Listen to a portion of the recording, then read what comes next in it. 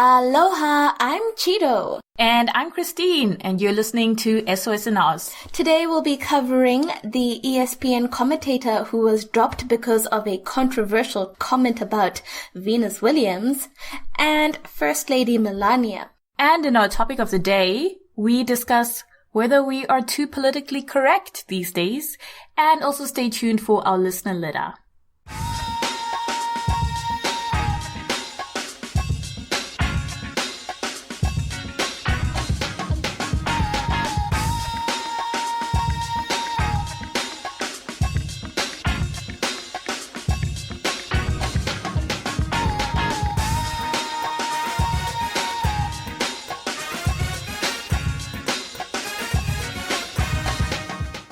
So as many sports fans would know, the Australian Open is underway. It'll be probably done by the time we release this episode. Chido, did you watch any of the games? No, not really. I don't think so. I think Yawn. I think that's all we need from you. I read the results okay. Okay. And anyway. I get tense about it. Anyway, as many people would know, Venus Williams is back on the circuit, and she did really well. She got to the final playing against her sister Serena. I know. But anyway, this story is not about Serena and Venus. It's about a commentator, an ESPN commentator who made a very controversial remark about Venus's play in one of the games that she played. So he said, "You see Venus moving in and put on the gorilla effect, charging." What? So obviously ESPN dropped him like a hot potato. But later on, this commentator spoke out and he said, no, he didn't mean gorilla like the animal. He meant gorilla, Guerrilla, like in combat. Like a rebel. Yes. So, Chido, do you believe this? No. You're not even going to give the guy a chance? I think if you're a commentator, you should know there's some words you don't use, particularly if a person of a certain race is playing. But he didn't mean gorilla. Yeah, like I know, but there are certain words you should refrain from using if you're a commentator talking about a certain person of a certain race. Yeah, it was totally his bad. So I don't blame ESPN for dropping him. I personally don't buy it. I think he meant gorilla like Harambe. Just because, why wouldn't you just say, like a soldier charging? Yeah. Or, I don't know, something else that charges, not a gorilla. Yeah, just no animal comments, maybe? Anyway, poor guy, he's gonna be out of a job for a while, I'm sure. Yes. Yeah. Anyway, yeah, so Chido, tell us what's happening. So as we all know, there's a new president, 45th president of the United States, President Lord. Trump. But this is not about him. This is about his wife, First Lady Melania Trump. I feel really bad for her because she's just being put under the spotlight in a position that I feel she didn't want to have. And people on the internet are just going in on her. I don't care. Michelle didn't necessarily want to be first lady, but she handled it with grace. She went along with it because she was like, okay, if you're gonna run, I'll run with you. I feel like so did Melania. I feel like she was more like, yeah, sure, I'll humor this, but not actually have to be first lady. She was so... That's not what she said. But she looked so nervous and uncomfortable. Yeah, because everyone hates them. So obviously she's not going to be comfortable with that. I mean, more people showed up for the women's march than they did for the inauguration. Okay, that's a whole nother discussion. But I'm just saying, okay, so what? Do you think people on the internet should keep going at it, or? I think people should express their opinions. Yeah, but it's hurtful. No one was saying that when Michelle was being called an ape. Yeah, actually, people felt very... happy to just go at the Obamas. So I say, I was not happy with people going at the Obamas. If I'm not happy with people going at people who are just kind of bystanders, okay? She's not a bystander, she's first lady. She's standing by his side. A bystander. She's first lady. It's what you sign up for. But I don't think that's what she signed up for initially with the marriage. I don't think that's what, like, there's some people who are already in politics and then they met their wife, or like after whatever, but you knew that person wanted to go into politics. Doesn't matter. I don't think there was a conversation that was held. Well, she knew that he was running for president. Do you think she could say, oh no? Yeah, I think she could have said no. Okay, and then what? And then they'd have to get a divorce or something. Maybe. It wouldn't be his first. So. Well, no, but maybe she quite likes being married. So then she has to take what it comes with it. Like, but this I'm is not condoning cyberbullying, but I'm I'm saying call out Melania when she's wrong. Like when she copied the speech. Yeah, Michelle's speech. Okay, that was fine. But like inauguration, that wasn't fine. But like, you know, like fine, we made fun of her then. She made fun of herself, okay. Donald Trump made fun of her. Okay, everyone made fun of her. But it's just like the whole like inauguration, she's just looking very solemn and... Because it is a sad occasion for the world. I mean, with everything that's happening with the EPA, the ban on Muslims, like, I feel like Melania doesn't support her husband's policies. I don't think she does, but she has to be there. Yeah, she has to be there. She looks unhappy. So it is what it is. I just say leave the woman alone. She's fine. She's a rich lady. She's fine. She'll work it out. You know, maybe she can help other women with something. Anyways, no, I don't have any animosity towards Melania. Well, it doesn't seem like it. But anyway, if she's gonna be copying speeches and stuff, I'm gonna call that out.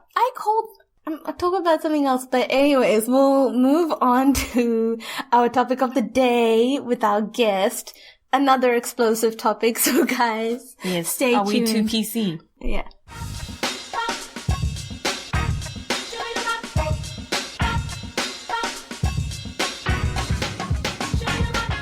And we're back, and today we have a very special guest joining us, our cousin Pam. Yes, I know, another cousin.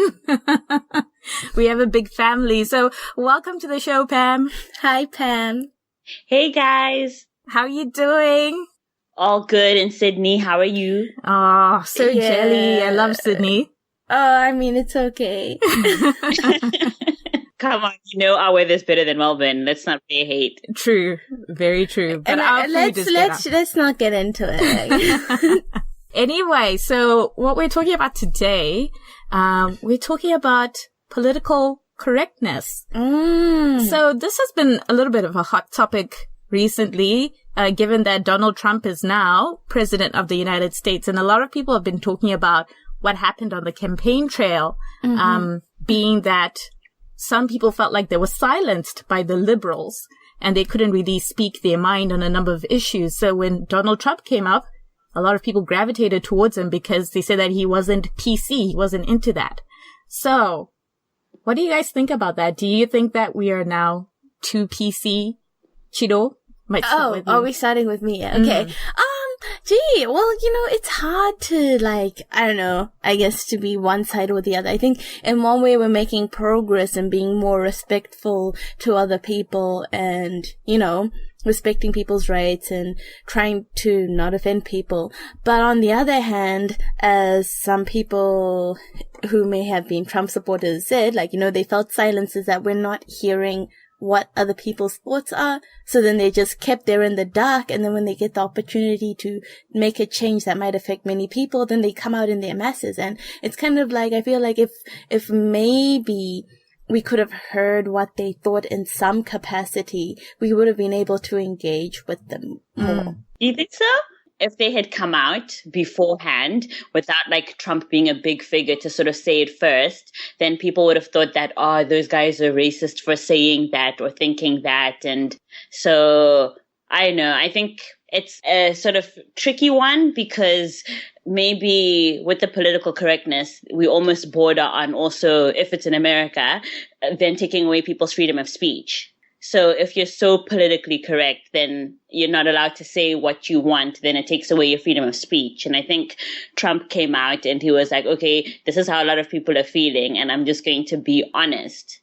Well, yeah, it's questionable whether he's honest in any capacity, but I get what you're saying.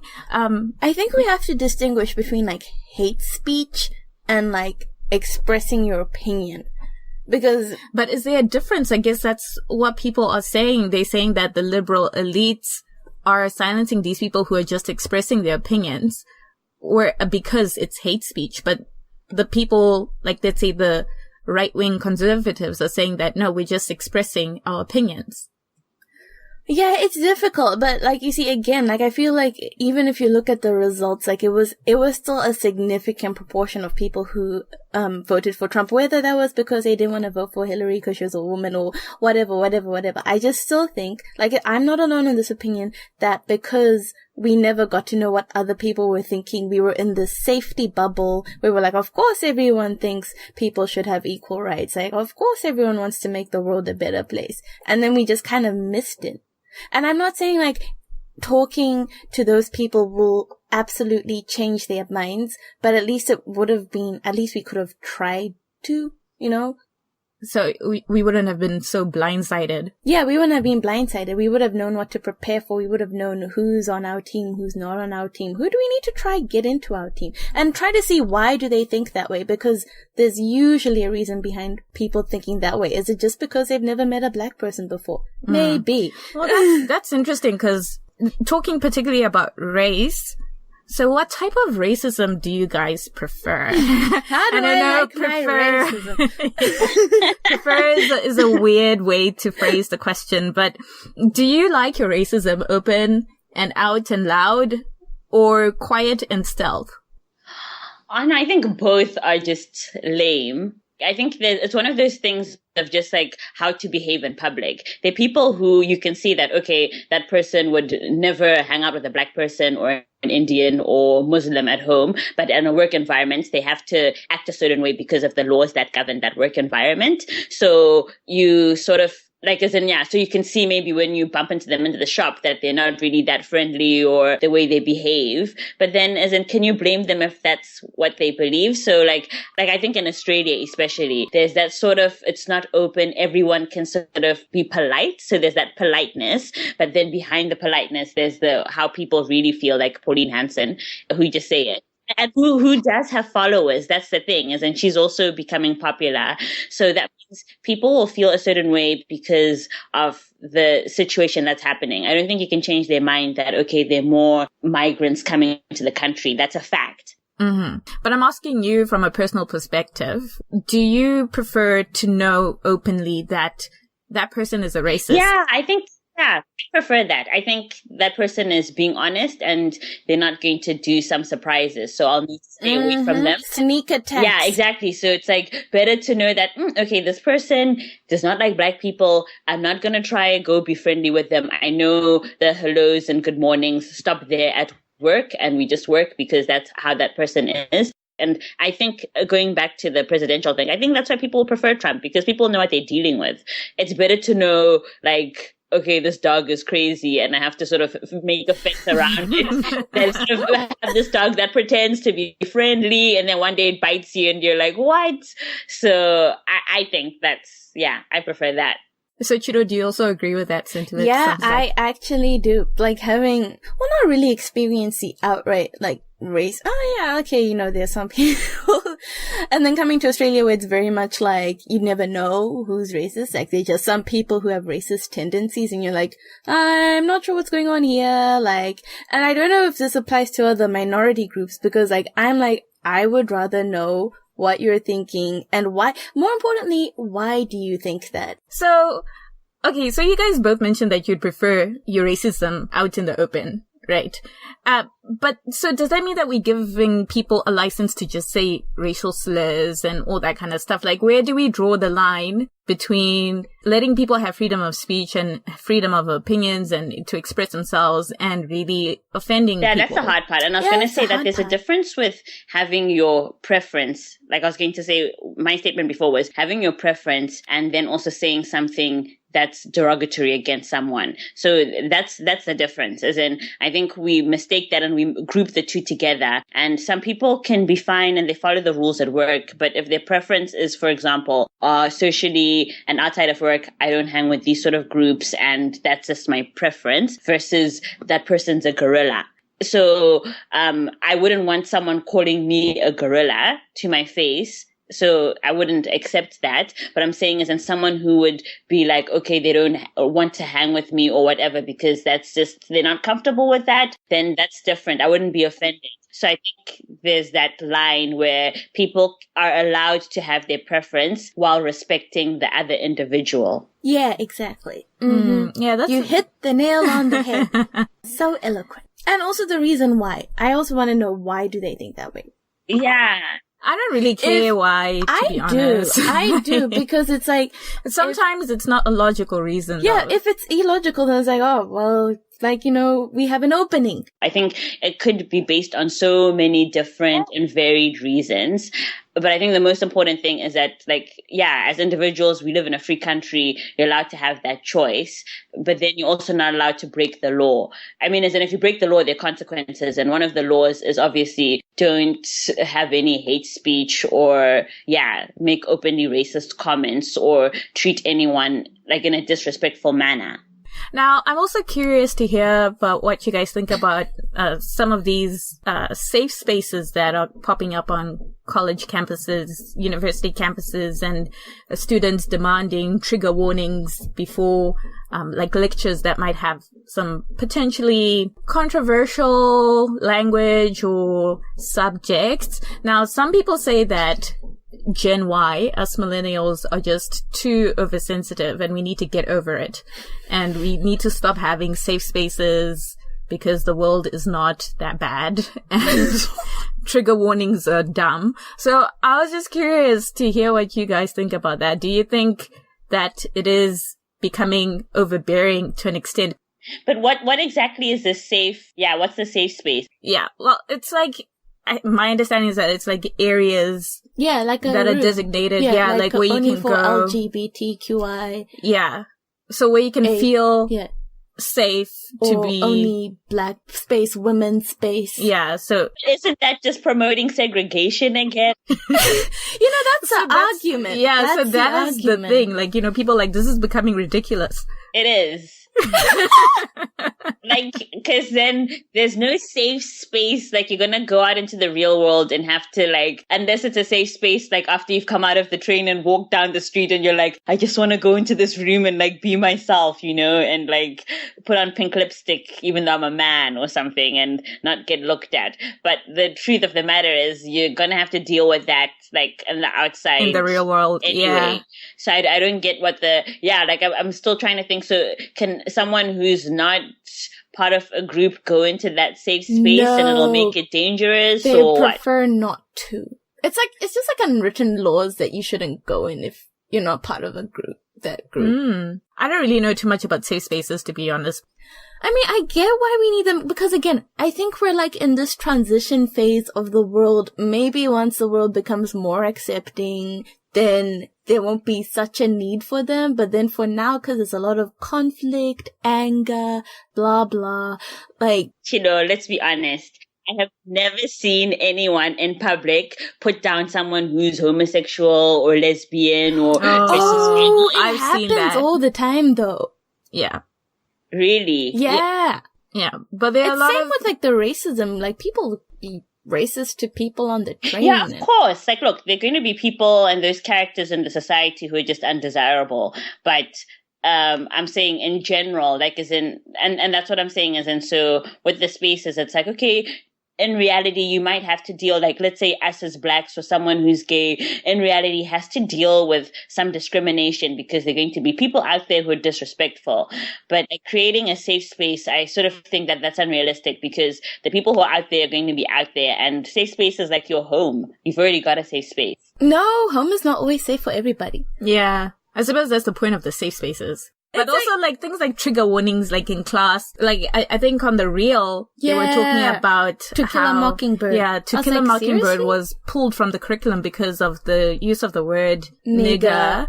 But that's how people talked back in the day. So it's kind of like also in education, like, where do we draw the line? Because, like, some students are demanding that professors tell them or say trigger warning for this lecture, blah, blah, blah. Should professors really have to do that if you're teaching?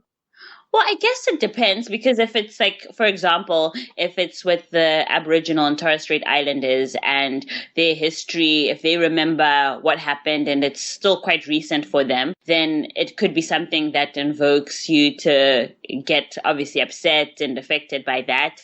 And so I always think that it just depends on the person, and it depends on who's delivering it as well. Because if you think, okay, that's a white professor who's reading out an N-word and I'm not comfortable with that, because then everybody sort of, I mean, especially if you feel the only one, for example, who is black, or the only one who's Muslim, and they're talking about terrorism, and you feel like you're gonna have eyes on you, or like a silent white elephant in the room type thing. I get that feeling a lot because I'm the only black person in my department, floor, building, maybe even. And it's funny because like we were watching 10K radius. Yeah, we were watching a TED video and they were talking about intersectionality, and it was about gender equality. And he mentioned like a black woman. And everyone's like, Christine. Yeah, and I was just like, I just wanted to cringe. I just wanted to be invisible because there's a lot of pressure. But I don't think, for me, if I'm in a place where I'm learning, I don't really think that a professor needs to say trigger warning to me. Like, I feel like if I'm in a class about the history of, I don't know, Zimbabwe or America, I know already that there's going to be some, you know, understanding what happens with civil rights movement and et cetera. It's not all going to be sunshine and roses. You know what I mean? Like, I guess it depends. Like, I sort of feel like, especially here, there's a whole lot of like people don't want to know some of that history. So maybe that's why I sort of feel like that's the trigger, because some people don't want to know what their great grandfathers did or who they killed and raped, and that also they don't want to be associated with it. So I guess that's why I think it's one reason why they'll warn people, because some people, for example, it can go in the reverse. The same way people look at you like, oh, the black person, or do you feel the same way? It's the same people we could look and be like, hey, all you white people, is this how you guys sort of, think, when that's not how they think. And I think it's a way of sort of dissociating yourself, or, you know what I mean? As in you don't want to be like, and so I guess that's why they would put that trigger that, okay, we're having this lecture, and if you don't feel like hearing it again or having eyes on you, then you don't have to come. Yeah. I don't mind trigger warnings, like you can do whatever, but what Obama was saying the one time at a university talk is that universities are sometimes becoming too censored to the point that you don't even hear other people's opinions. So censorship is something I'm definitely worried about, especially in an educational institute, that people, again, like what we're going back to, political correctness, will not hear the other side. Yeah. And it stifles debate. You guys will say that, but then that's exactly what Donald Trump, that means we should also allow him to say what he wants, because that is a way of people learning in history. I don't know. I agree with what Pam said at the top of the program. I agree with that too. About preferences and, expressing your opinion, but not being hurtful. And disrespectful. Yeah, I think that's fine. Yeah. You know what? Let me tell you one thing. I always think it's so funny because I'll look at our culture and I'll think, geez, like where we're from, it's so normal to be open and upfront, and people just give unsolicited. I'm just talking about family, for example. They can be like straight up, hey, you're looking fat these days. Whereas if you're here, you wouldn't be able to say that because you're offending someone. And whereas in different cultures, it's like, oh yeah, geez, thanks for saying that. I noticed that myself. And you can have a conversation about it, and maybe that person can do something about it, or they won't do something about it, but it's recognized and people are very open and honest. Whereas I think there's that, and I'll call it fake. And I find that's also the issue. Maybe lots of people repress and just pretend a lot. So there's a lot of acting, and acting gets tiring. So you can't even be honest and say, you know what, you mucked up in that position and you should have done ABC. And it's all not being honest. It's just about being polite. I definitely feel you on that cultural differences. And I feel like I have some friction with my cultural background and the experiences I have now living in the diaspora, because when I do go back and someone tells me that I'm fat, I don't take that too well. But people are like, what's the big deal? Why have you become all softy mushy? That's what they'll be thinking. They'll be like, oh, Australia's changed you. Why are you all sensitive? Because of feelings and emotions and people's mental health and stuff like that. Yeah, and you know what?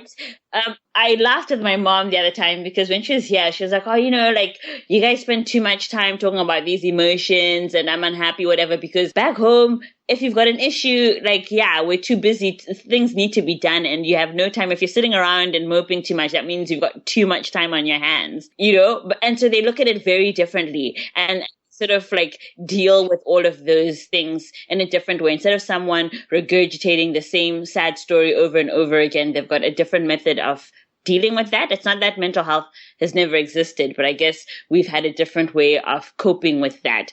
I think in our culture, it's like tough love, you get smacked and it's like, oh, because I love you. Whereas here, it's like, no, we don't smack. And we also have to make sure that we use this language. And sometimes, yeah, I don't think that works. It's hard. Well, we are running out of time, so just want to thank you, Pam, for coming on to the show. I think this was an interesting conversation. So yes, listeners, as always, send us your thoughts. You know the email address, sassyandozsos@gmail.com.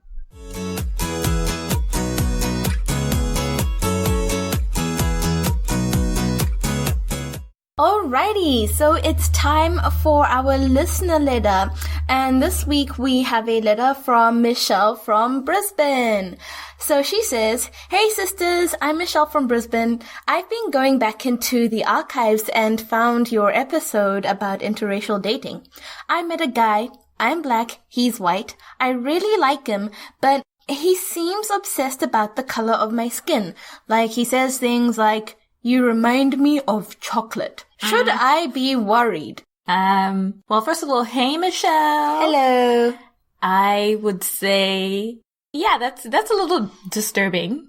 I think it sounds a little bit like he might have a bit of a fetish, but it depends on the extent of how much he focuses on your skin color and, does he really treat you like an individual with like actual interests and a person opposed to an object? I think that's really what it comes down to. I don't know, Chido, what do you think? Do you think this sounds like a guy who's fetishizing a black woman? I would say a little bit because there was this incident that I had the other time. So I was just walking to this event and then I walked past this guy's house, right? And then I was almost down the road and I got maybe 200-300 meters and then he ran and he caught up with me from his house. He'd been drinking and listening to loud music, whatever, but he abandoned what he was doing on Sunday afternoon and ran down the street and he's like, hey, are you Ethiopian? Do you want to come to the pub with me? And I was like, whoa, that is weird. So, yeah, I mean, I think that's weird, but I think he was just looking for a line, and Ethiopian is the only thing he could come up with. I was like, no, and I went across the other side of the road. But anyway, that doesn't answer the question. I think it answers the question because I think it's a little bit weird if someone's approaching you and the first thing they want to comment on is whether your race or your nationality or if they're trying to pick you up and your color, your skin color and likening it to inanimate objects. And, that's fine. You can call someone chocolate tone, but if it's kind of said in a creepy way, it's kind of creepy.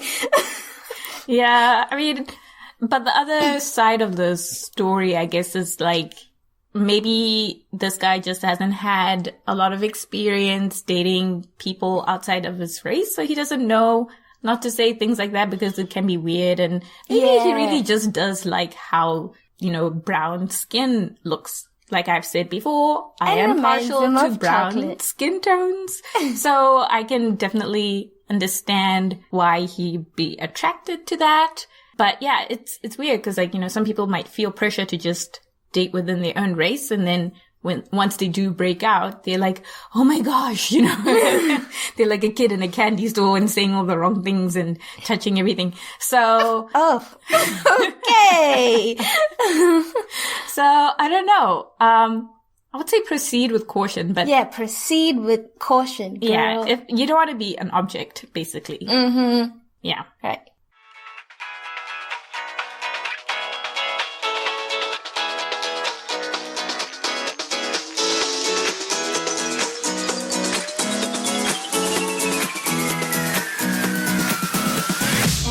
wrap for today's show.